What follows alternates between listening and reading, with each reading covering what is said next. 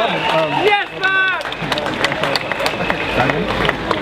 Thanks very much. There's a number of things that we have to learn. If this government has been doing the things that it says it's been doing, the number of things we have to learn about the way the world works. One of the things we have to learn is that apparently the country can't afford the things that it could afford 60, 70 years ago. We need austerity, so that the money must have gone somewhere. And apparently where the money has gone, the people who have taken it have been the poor. These have been the people who've taken it.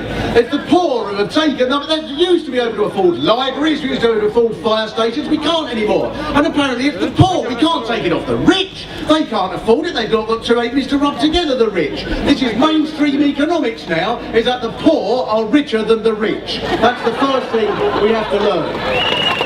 The next thing we have to learn is who to blame it on.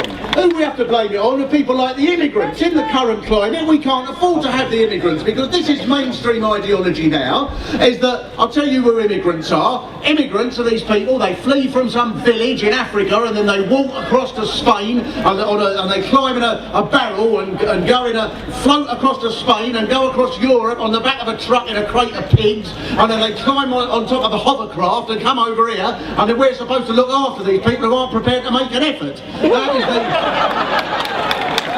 That is what passes for mainstream politics.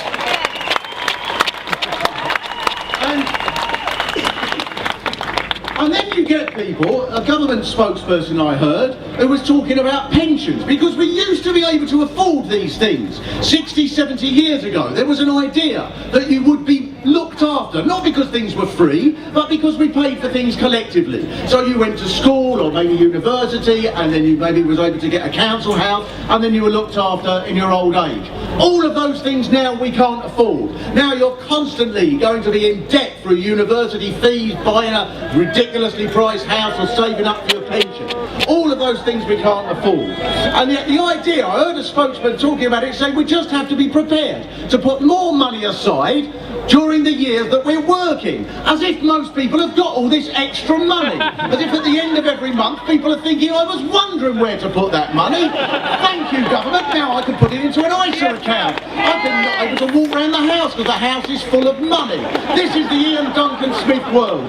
And the last thing, I'll just say, you've got very little time, the last thing that they teach you, and this is the most important thing that comes down from the top of society, if you want to change anything, you can't do it by being too extreme, you can't do it by demonstrating and wave placards, you can only do it by being moderate and winning over the middle ground, because the British people will not support a lost cause, even though over the last week many people have come together to support the lost cause of the England football team.